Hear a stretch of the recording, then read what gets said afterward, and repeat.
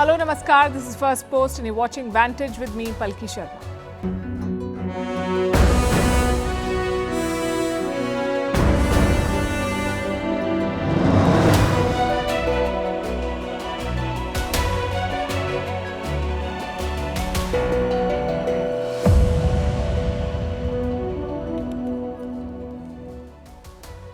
Day 27 of the war, Israeli forces have surrounded Gaza City. U.S. Secretary of State Antony Blinken is in Tel Aviv. He's calling for a humanitarian pause. It looks like the appeal has fallen on deaf ears. In neighboring Lebanon, thousands turned up to listen to the Hezbollah chief, his first address since the war broke out. So will the Hezbollah join this war? We'll tell you what their chief said. In other news, the Prime Minister of Australia is on a state visit to China. Quite a turnaround from 2 years ago when Australia was calling for a probe into the origins of the Wuhan virus and China was slamming it. The story of Sam Bankman-Fried, the crypto king turned convicted scamster. He faces 100 years in jail. Why shared workspace company WeWork did not work. It may file for bankruptcy next week. Why fake weight loss drugs pose a serious danger and why medical science has no cure for obesity. And how the Beatles have released their last song with some help from AI. All these stories and more coming up. The headlines first. Indian Prime Minister Narendra Modi speaks to the President of the UAE. The two leaders discuss the Israel-Hamas war, expressing concern over the deteriorating situation. They call for a quote-unquote early resolution for stability in West Asia.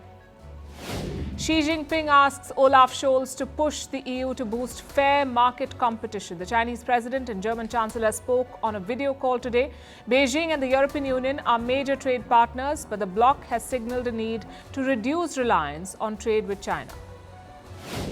Ukraine reports massive Russian drone attacks on its cities. Russian drones hit civilian targets in Kharkiv. Kiev says Moscow is going after its energy infrastructure ahead of the winter. Schools shut down across Delhi as toxic smog engulfs the Indian capital. Air quality plummeted to the severe category in many parts of the city. Authorities have banned construction and entry of diesel trucks for now.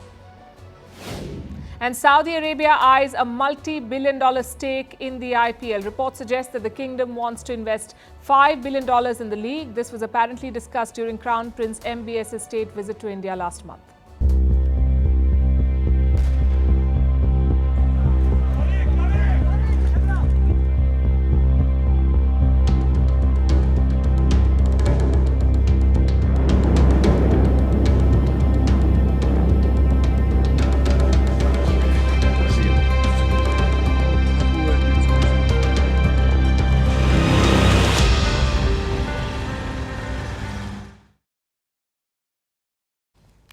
Today is Friday, a day of worship for Muslims, also a day of high security in Jerusalem. Israeli forces were patrolling the old city in large numbers. Their focus was on the Al-Aqsa Mosque, the third holiest site for Muslims. It was a tense day. Thankfully, the Friday prayers ended peacefully. But some 75 kilometers away in Gaza, there is no peace. It remains a war zone and is being reduced to rubble every day. Heavy bombardment by Israel continues.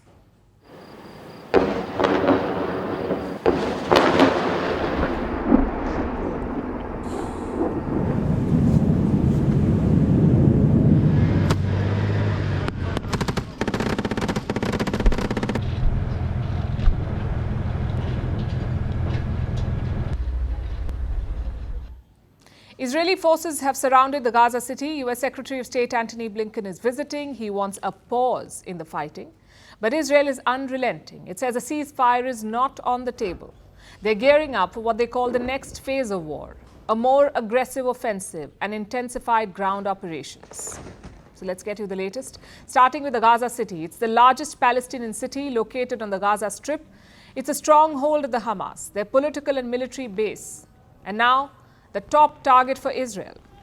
Remember what Prime Minister Netanyahu said. He asked his soldiers to destroy Hamas. So that is their mission now, to dismantle this group.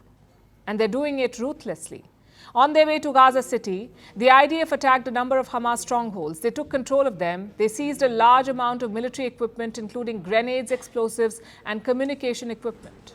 All of it belonged to Hamas. Gaza City is sort of the final frontier for the IDF. They've released a video. It shows their potential targets. This is where Hamas's leaders hide, beneath homes, schools, and hospitals, while the people of Gaza involuntarily provide them with cover. Hamas must be eliminated, and there's only one way to reach them. And that's what we're doing now.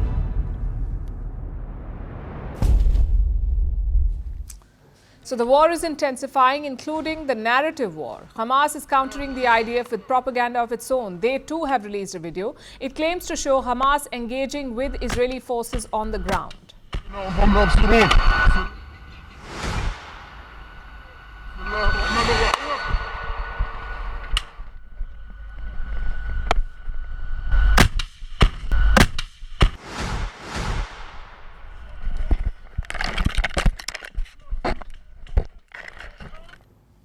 Israel says Hamas is fighting back and they're carrying out what they call hit-and-run attacks.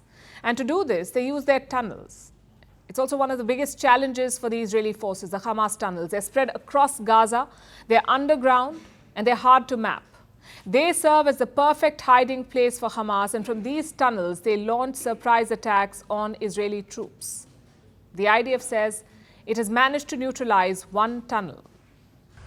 You see here a shaft entrance from which the Nukba or the Hamas Naval Commando Forces exited. 8 were killed. This is the shaft. You can clearly see concrete. All signs point to an escalation. Today, Antony Blinken arrived in Israel. He's the US Secretary of State. He's on a difficult assignment. His job is to secure a humanitarian pause, which is not the same as a ceasefire, but it's a pause in the fighting nonetheless. His job is to convince Prime Minister Netanyahu to halt the fighting. Before he left for Israel, Blinken said he would seek, quote-unquote, concrete steps and ensure that civilians are not harmed. It is very important that when it comes to the protection of civilians who are caught in the crossfire of Hamas's making, that everything be done to protect them and to bring assistance to those who so desperately need it. Earlier today, Blinken met with Netanyahu and other Israeli leaders, but there's little to suggest that he will get the concessions he's asking for. So this is a leaflet which we are sending by over 1,200,000 leaflets to the citizens of Gaza. We've carried out 6 million text messages and 4 million phone calls to the citizens of Gaza. We alerted the citizens in advance, including before the Jabalia attack. Please move out, because as we have the right for self-defense. Prime Minister Netanyahu has rejected the idea of a temporary ceasefire. He wants the Hamas to release the hostages first. The president spoke about self-defense. Critics say Israel is way past self-defense, and it seems to have no strategy to get the hostages out. There are more than 240 of them still in the custody of Hamas. So America has now jumped in. Reports say the US is flying drones over Gaza. These are surveillance drones. They're hovering over Gaza, hoping to catch the location of hostages. Meanwhile, Israel is also pushing ahead in what's looking like it'll be a long drawn fight. Its neighbors are nervous. Take Egypt, for instance. This week, Egypt opened its borders, the Rafah border crossing, one of the few exit points out of Gaza. Egypt had closed it after the October 7th attack on Israel, but now it's been opened, only to let foreigners and critical patients pass. Israel wants Egypt to take more refugees, and reports say they also made a lucrative offer. Israel apparently offered Egypt debt relief. It proposed to write off their debt, but it seems the proposal has been shot down. This war could displace over 2 million civilians, and Egypt does not want them. Which brings us to another key player in this game, the Hezbollah. How do you even define them? A political party / militia / Iranian proxy. And right now, Israel's biggest threat. The Hezbollah claim to have more than 100,000 fighters, well-trained, battle-hardened, and ready to fight. They're not like the Hamas or Islamic Jihad. The Hezbollah are a whole different ballgame. In the last few weeks, they have launched multiple attacks on Israel, dozens of rocket strikes, precision missiles, and artillery shelling. Israel has also been hitting back. Hezbollah says around 66 of their fighters have died. On the other side, the IDF has lost 8 men. Today, these attacks increased. The Hezbollah struck 19 locations along the border with Israel. And there was a reason for it. The Hezbollah chief made a speech today, his first speech since the Israel-Hamas war. Now, the Hezbollah is led by this man, Hassan Nasrallah. Many of his aides have given statements on this war, but he was silent throughout. Today, he broke that silence. The build-up was long, but his speech was longer, around 1.5 hours of threats, warnings, and rhetoric. Nasrallah said the October 7th attack was 100% Palestinian, meaning the Hezbollah did not know about it. He praised the Hamas terrorists who carried out this attack, but he also answered the most pressing question. Will the Hezbollah join this war?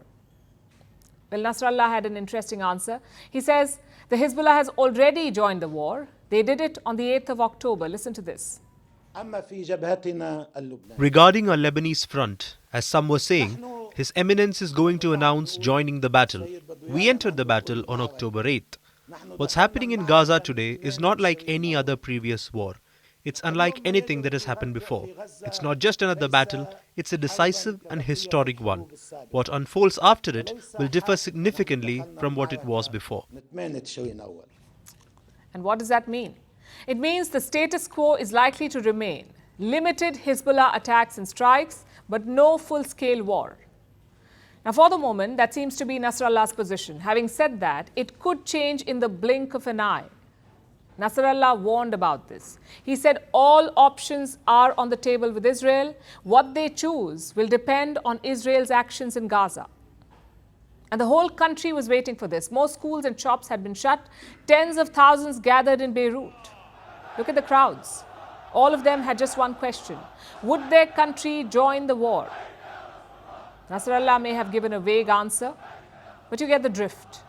He's not looking for more escalation, at least not yet. The US too had a similar assessment on the situation. They said the Hezbollah would not enter this war. See, we're concerned about continued attacks on Israeli forces there in the north, as are the Israelis. But I don't believe we've seen any indication yet specifically that Hezbollah is ready to go in full force. The rest of Nasrallah's speech was along expected lines. America is the great Satan, Israel is lying, their soldiers will fail in Gaza, and Hamas did a great job on October 7th. Typical Hezbollah claims, nothing substantial. Yet concerns remain. And that's because of the Hezbollah's past. They're a violent and unpredictable group. Let's look a bit closely at their history. Who are they? Why do they hate Israel? And how big is their threat? The Hezbollah means Party of God. It was founded in the year 1982, the same year that Israel invaded southern Lebanon. They wanted to drive out Palestinian militants based there. But after that, Israel occupied the area, southern Lebanon. So a group of Shia clerics got together. Their goal was twofold. One, drive the Israelis out. And two, establish an Islamic state in Lebanon. The inspiration was Iran. In 1979, the revolution had brought Ruhollah Khomeini to power in Tehran. Hezbollah pledged allegiance to him. In return, Iran gave them support, all kinds of weapons, money and training. And with that support, Hezbollah went on the offensive. They attacked Israeli military assets in the south of Lebanon. They kidnapped dozens of Western citizens. They also took part in the Lebanese civil war. You see, Lebanon has a lot of sectarian divisions. You have the Christians, you have Sunni Muslims, you have Shia Muslims, and for 15 years, all of these groups fought each other from 1975 to 1990. After its founding, the Hezbollah also joined this fight. When the war ended, the civil war, most of the militias gave up their weapons. They were disarmed, but the Hezbollah was not. In the 1990s, they joined Lebanese politics.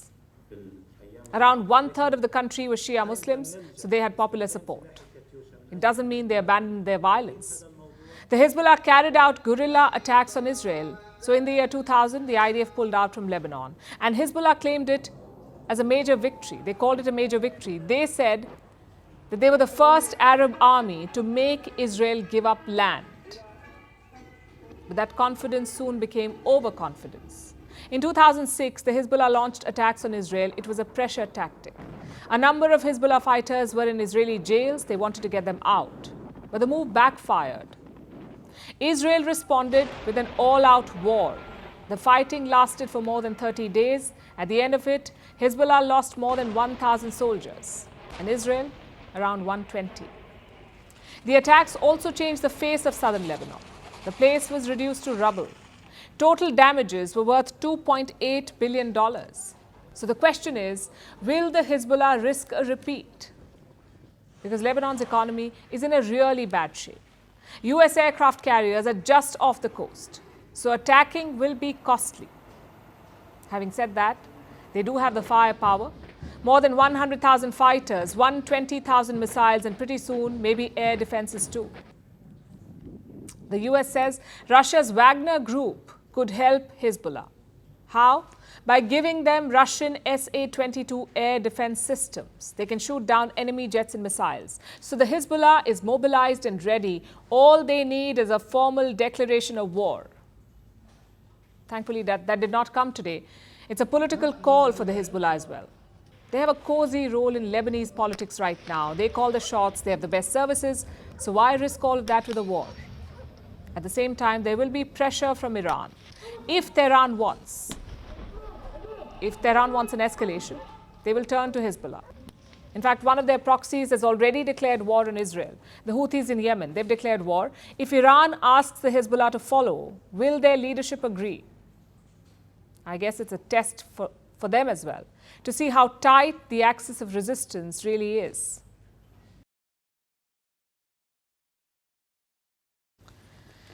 Now let's head to the Indo-Pacific. A major reset could be on the cards there, one between China and Australia. Australia's Prime Minister Anthony Albanese is heading to Beijing. He'll be arriving on Saturday.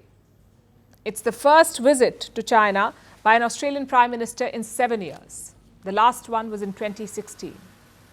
It's also a state visit, so expect some pomp and pageantry. But beyond that, what's at stake here? Why is Albanese going to China, and that 2 days after meeting US President Joe Biden? To understand that, let's look at recent history. Australia's previous government was anti-China, and I mean visibly anti-China. In 2018, they banned Huawei from the 5G network. In 2020, they wanted to investigate China over the Wuhan virus. Canberra demanded a global investigation.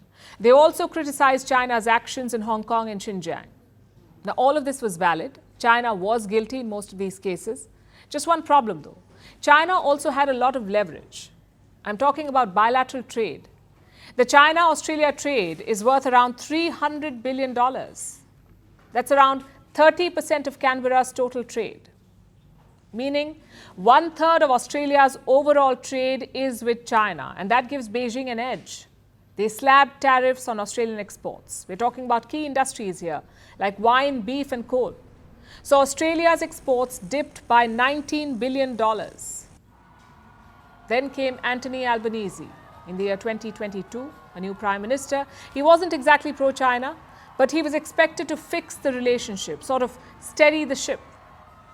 And that's his mission in Beijing. The Prime Minister alluded to this last week. The relationship with China is one where the principle that I bring to it is to cooperate where we can, disagree where we must, but engage in our national interest. It is in Australia's interests as well as China, but I believe in the global interest for us to have a relationship where there is dialogue. And is China game? Beijing says strong ties with Australia are key to regional peace. Listen in. A healthy and stable China-Australia relationship is in the fundamental interests of the two countries and people, and is also conducive to regional and world peace and stability. Albanese will be meeting President Xi Jinping. He will also attend a trade expo in Shanghai. Tells you where his mind is. He knows a political relationship with China is unlikely, almost impossible. So he's looking at the next best thing, a solid economic relationship. And China seems game. They've given some concessions in the last few months. Beijing promised to free a Chinese-Australian journalist. Her name is Cheng Lei. She's been in a Chinese jail for 3 years. Albanese was under a lot of pressure to get her released. Then last month, Beijing agreed. They also promised to review the tariffs, especially on wine. You see, Australia's wine exports to China were worth $1.2 billion. But the tariffs crippled them. The exports came down to just 7 million. Imagine that, from 1.2 billion to 7 million. Canberra threatened to drag China to the World Trade Organization. But now they've made a U-turn, so no case against China. I know it sounds like both sides are poised for takeoff. But it's not all rosy. China and Australia are strategic rivals. Beijing has been making inroads in the Pacific region, even signed a security pact with the Solomon Islands. And Canberra will not like that. The Pacific has been their strategic backyard. It was always the US-Australia show. Albanese says he will raise all such issues: navigation in the Indo-Pacific, tensions in the Taiwan Strait, human rights, all of it. But Xi Jinping does not respond well to appeals or lectures. So Australia's real plan is this: to expand military capabilities. This year, Canberra published a new defense review. Look at what it said, and I'm quoting: China's military buildup is occurring without transparency or reassurance to the Indo-Pacific region of China's strategic intent. So basically, Canberra is changing strategy. They're switching from defense to offense. First was the AUKUS agreement. Australia, the US and the UK decided to build nuclear submarines. Not nuclear armed, these were nuclear powered. The second is long-range missiles. Australia has signed an $800 million deal with the US. They will buy 200 Tomahawk missiles. And what is their range? More than 1,000 kilometers. If fitted on their warships, these missiles can strike China. So the ties are very precarious. China and Australia are strategic and military rivals, but their economies are closely linked. And I could say the same about most of Asia: India and China, Japan and China, ASEAN and China, South Korea and China. All of them have the same equation.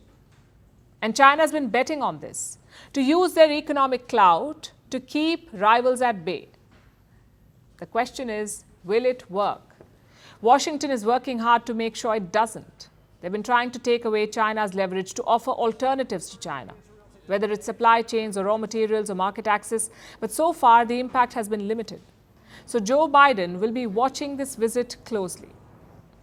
He must have received a brief from Albanese himself. The Australian Prime Minister visited the US last week. That too was a state visit. In fact, Albanese announced his China trip hours before heading to Washington. It tells you how tough the balance is. Biden was asked about this last week, about whether China and Australia can do business. Listen to his response. Trust but verify is the phrase. And look, China is having their own internal and external difficulties right now. China's economic growth is stagnant compared to what it was. China has engaged in activities that Russia and many other activities that others have engaged in terms of intimidation and dealing with other countries. Trust but verify. That's the message from Joe Biden. India too will be watching this visit closely. New Delhi has excellent ties with Australia. Both are members of the Quad. So Albanese's words and actions in Beijing will be keenly watched.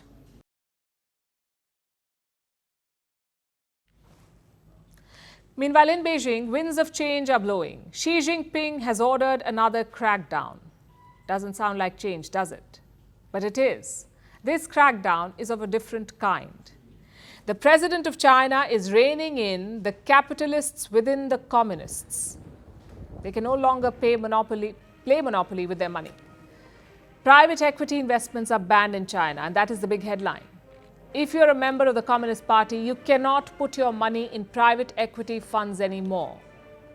We'll tell you why, But first, let's answer the basic question, what are private equity funds? They're private investment ventures. They operate like any other mutual fund. Investors contribute capital. The fund manager creates a pool and then decides where this money will be invested. But these private funds are not open for everyone. Usually, they're reserved for the rich. These funds have elite clients. There is a high entry barrier. In this case, it is $137,000. That should be your minimum investment. If you want to enter a high-profile private fund in China, you need at least $137,000. And where does the money go? Private funds normally invest in unlisted firms, companies that are yet to go public or list on the stock market. When capitalism boomed in China, private equity became attractive. Kids of high-ranking Chinese officials were drawn towards it. In China, they're called princelings, children of the high and mighty. And they scripted many success stories. Stories of these princelings getting involved in private equity and making tons of money. Like Liu Tianran, son of Liu He, a former vice premier of China, he founded a company called Skyus Capital. It invested in leading tech businesses, the likes of Tencent and JD.com. Then we have Alvin Jiang, grandson of Jiang Zemin, a former president of China. He set up his own private equity firm. It's called Boyu. It's based in Hong Kong. Boyu was an early investor in Alibaba, the Chinese e-commerce giant. So how do these people make it big? What's the secret to their success? Not so much their business acumen as their political connections. And now many party officials are trying to replicate this formula. They've set up their own private funds and they're using their access to get insider information. So when their companies are listed, they make windfall profits. Now, Xi Jinping is targeting these private funds. The crackdown began last year. First, top officials were asked to file reports to declare their private equity investments. If they had any relationship with the fund, they had to declare that too. And now the party has ordered a total ban. But there could be a loophole. We don't know if this ban extends to the children of party officials or to their relatives. Either way, Xi Jinping will be keeping an eye.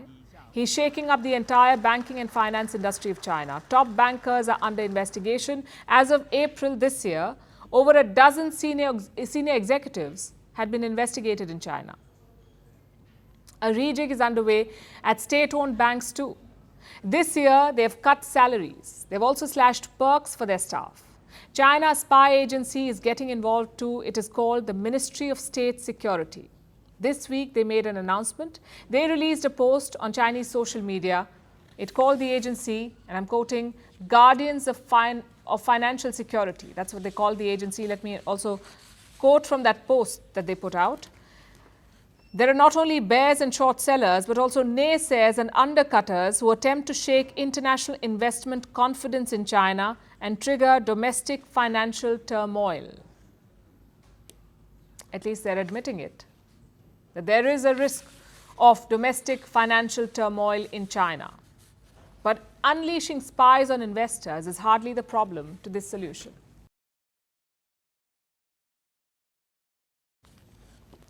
Sam Bankman-Fried, once the face of cryptocurrency, he founded one of the world's biggest crypto exchanges, a $32 billion business called FTX.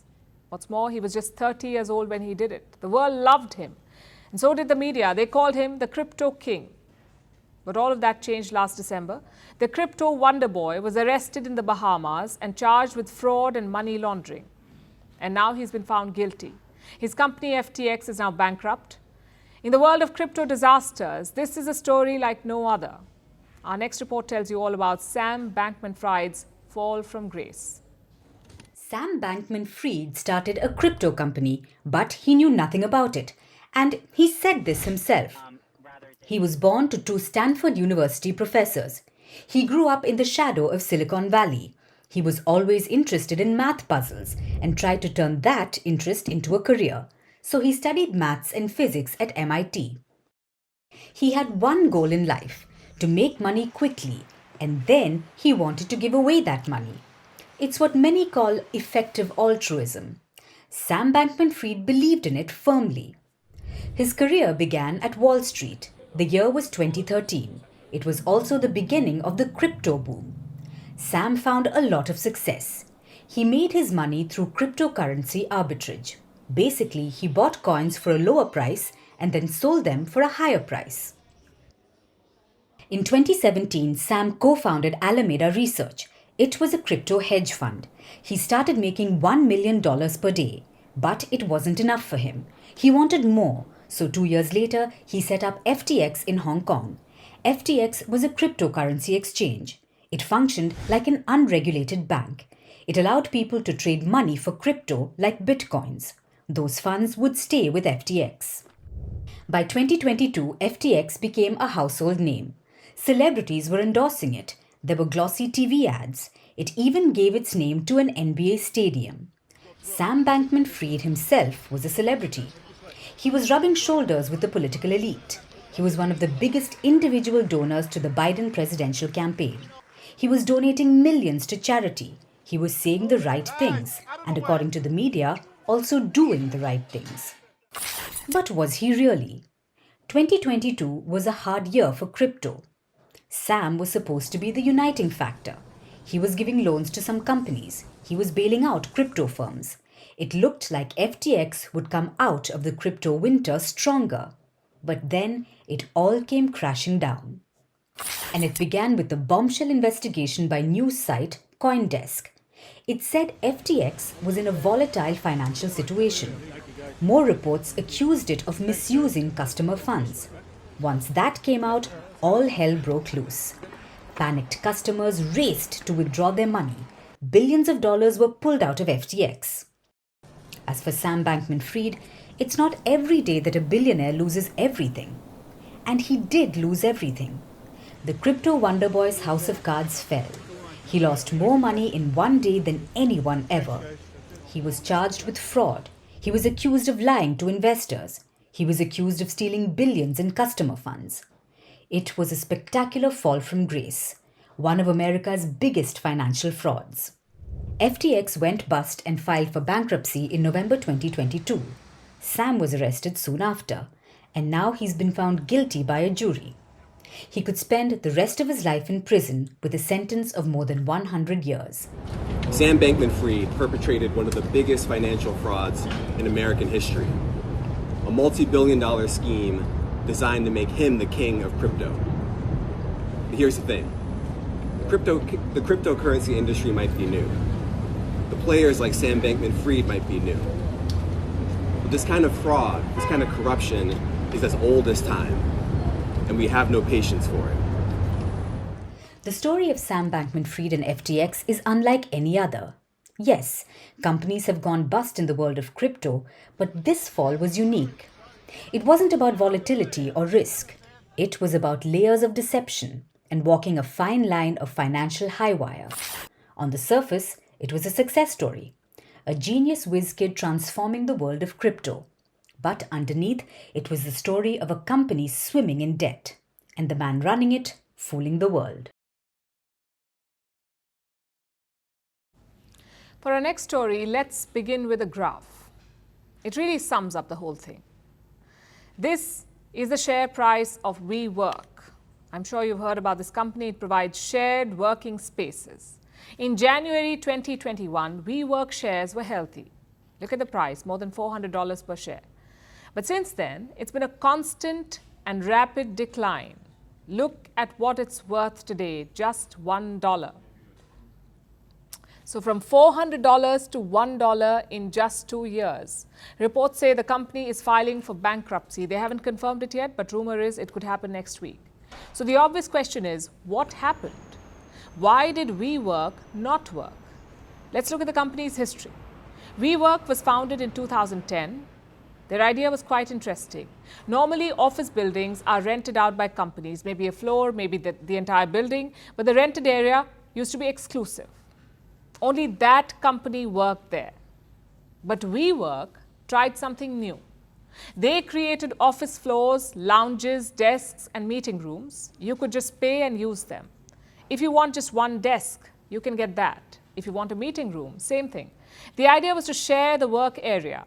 It was supposed to attract freelancers, also companies that could not afford full-fledged offices. So for a while, it worked. WeWork was valued at $47 billion in 2019. It became a startup success story. But how did things go wrong? Well, the pandemic was one reason. Coming to office did not make sense anymore. So coming to a shared office made even less sense. People just worked from home. And that was a problem for WeWork. They had long-term leases with the building owners. The average was around 15 years. But their customers had much shorter leases. The average was 2 years. Now, do you see the problem here? WeWork had to keep paying for 15 years, but their revenue stopped after 2 years. Hence the problem. But that alone did not collapse the company. Some really bad business decisions were made, like overexpansion. Just look at how many offices they had. 777 work locations, 39 countries. All of this while bleeding money. It was a rookie mistake. WeWork saw that their business model worked in some US cities, so they thought it will work everywhere. Well, newsflash, it did not. Shared workspaces are not just about economics, it's also about work culture, about employee preferences. The company forgot that, and now they're suffering. And it's not just geographic expansion, it's also the services. WeWork diversified into other things, like We Live, which was called a residential utopia, and Rise by We. It was supposed to be a wellness network. Those things had nothing to do with workspaces, yet the company put money into them, and the result was this: a lot of debt. Their long-term loans are worth $3 billion. Their leases are worth $13 billion. And now WeWork cannot make those payments. Hence the reports of bankruptcy. Now the leadership must take the blame here, especially this man, Adam Neumann. He was the first CEO of WeWork. People say he was a very charismatic figure. He sold the idea of WeWork to investors. Japan's SoftBank was one of them, one of the investors. They've pumped tens of billions of dollars into this company. It wasn't enough though. In 2019, WeWork tried to go public. That's when their business model was put under the microscope. And experts realized it was not sustainable. As a result, the company's valuation plummeted. I said it was worth $47 billion in 2019. By 2021, it was worth just $9 billion. And today, around $140 million. Adam Neumann got lucky though. He exited the company in 2019. Guess what his payout was? $1.7 billion. This isn't just the story of WeWork though. It's the story of many startup firms across the world. Their CEOs expand too fast. They have no patience to build something that is sustainable. And in the end, they collapse. We have one in India too. It's called Byju's. But remember one thing. When companies go bust, it's not just a headline. It's also many lives destroyed.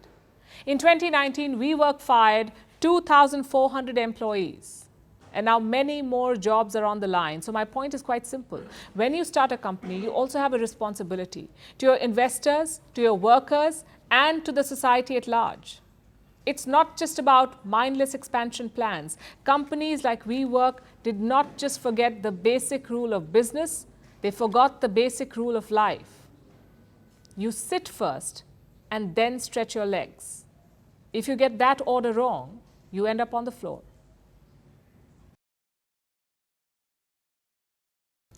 Now let's turn from a failure to a success story, one that heralds a bright future. The US has finally got its first female Navy chief, Admiral Lisa Franchetti. She's finally been confirmed as the US Chief of Naval Operations. It also makes her the first female member of the US Joint Chiefs of Staff. That's the top military advisory body in America. Now, Franchetti has broken the military's almost bulletproof glass ceiling. She will serve as an example to women everywhere.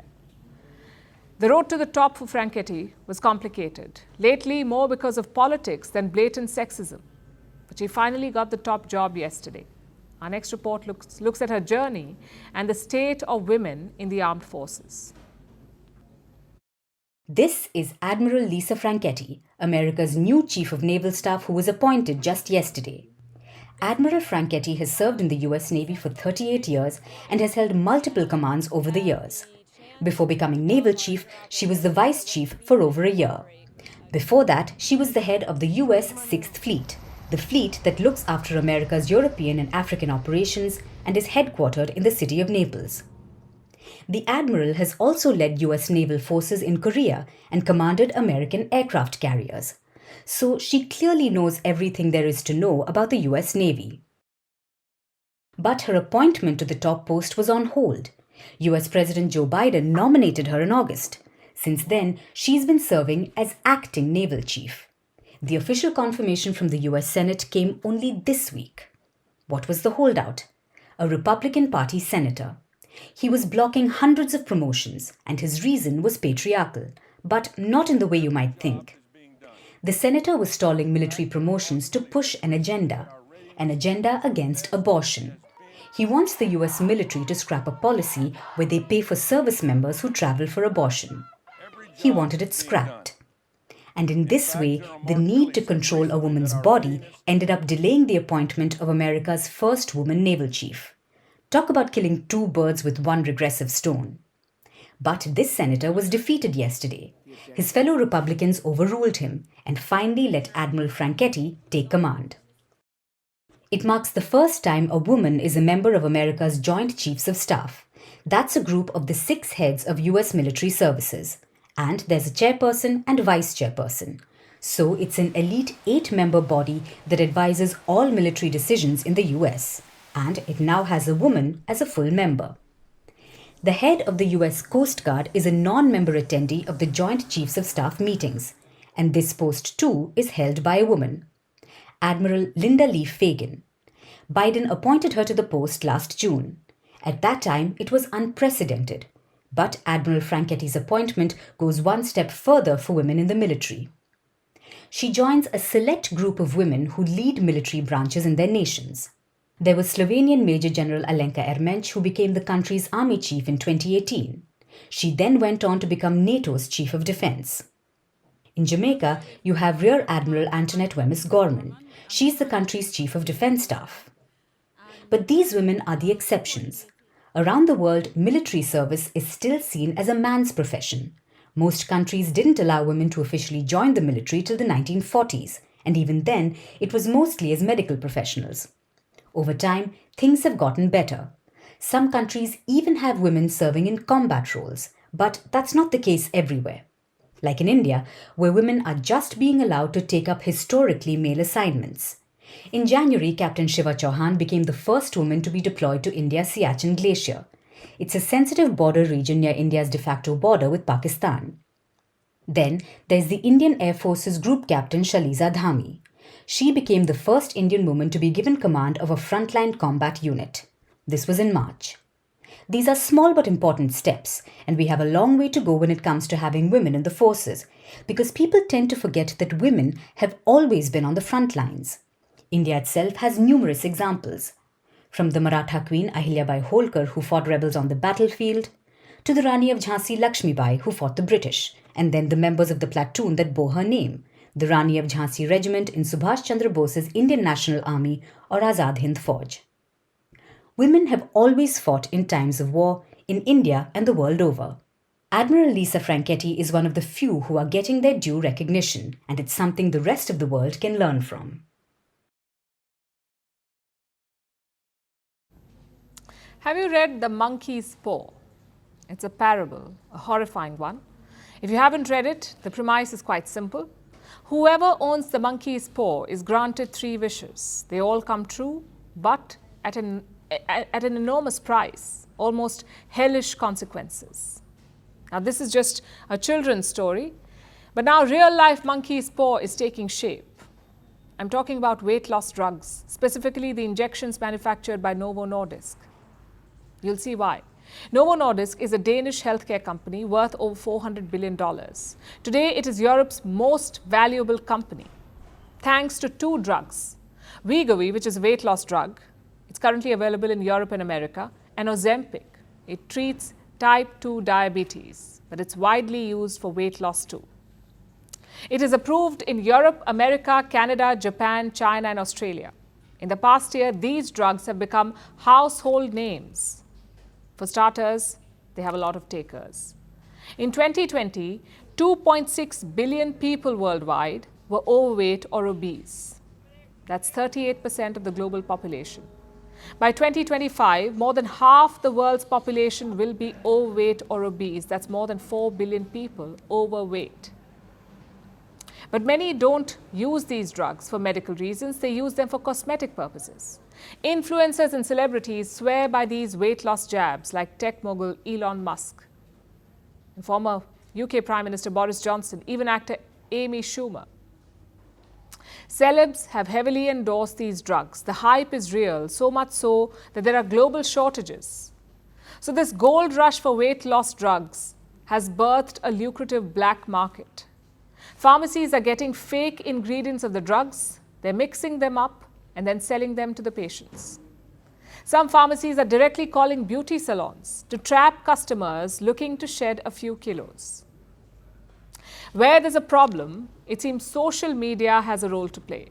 Influencers are promoting and selling fake drugs on Instagram, but these fakes come with real-world consequences.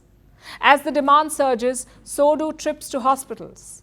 In July, a woman in Scotland injected a fake weight loss drug, a fake weight loss jab. She woke up paralyzed. Last month, after using fake Ozempic drugs, a number of people in Austria had life-threatening seizures. Just this year, Austria, Germany, the UK, Belgium and Australia seized counterfeit weight loss drugs. So what are their governments doing about it? They've opened investigations, but the black market remains unregulated. And what does Novo Nordisk have to say about this? It says, and I'm quoting, falsified Ozempic pens should not be used. Quite the solution, we say. It also says one can know the difference between real and fake drugs by using a scale indicator and a dose selector. That's helpful. But let me ask you this. Do you know what these devices are? Do you have a scale indicator at home? How about a dose selector? This argument is in bad faith. Leave alone counterfeits. How safe are real Ozempic and Wegovy medicines? Just look at the side effects. Diarrhea, constipation, hair loss, bleeding, blistering. Side effects of suicidal thoughts are also being investigated. Novo Nordisk says there aren't enough details to determine what happened. These are their words, not enough details. Again, a lukewarm response. But then again, what do you expect? This company is getting rich despite people suffering from suicidal thoughts. In the past 5 years, their share price has more than quadrupled. Sales of Ozempic and Wegovy are soaring from $16 billion last year to $21 billion this year. So where has the blame shifted? On the buyers. But you see, many people don't really have an option.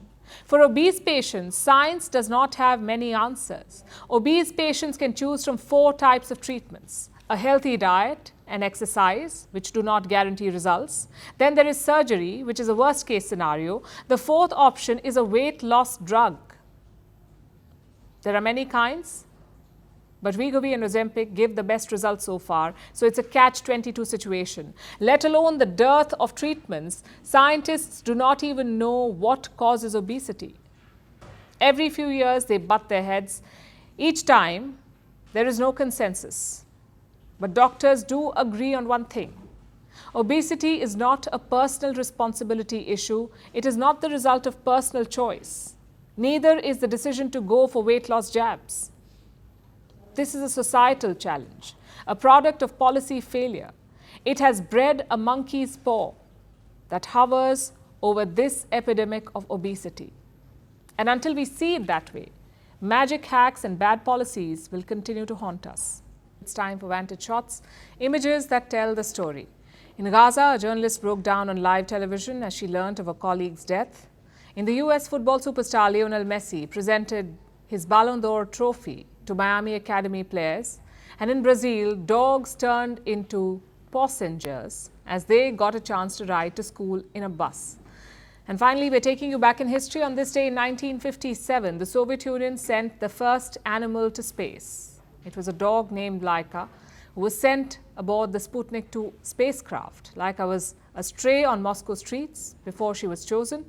She survived only for a few hours and then died from overheating and panic. We're leaving you on that note. Thanks for watching. Have a good weekend.